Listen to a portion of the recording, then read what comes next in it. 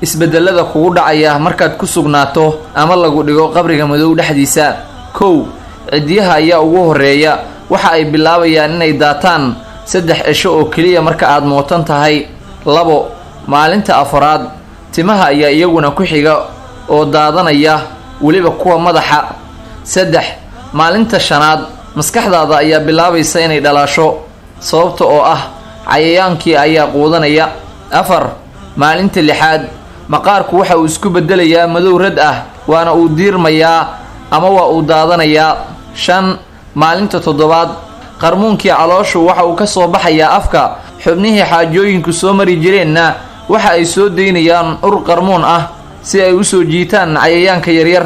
60 cisho kadib jirkaaga oo dhan waxa uu isku bedelayaa waxba ama waa uu dhamaanayaa marka laga reebo lafaha qaar.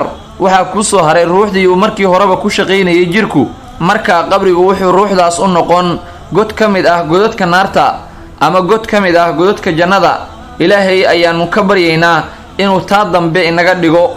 haddii uu muuqaalkan ku soo gaaray like dheh. sidoo kale waxaan ka codsanaynaa inaad page-kan Facebook-ga soo booqato, like dhahdo, follow inaga soo dhahdaan Instagram-ka adiga oo raacaya profile linkiga. maasanid.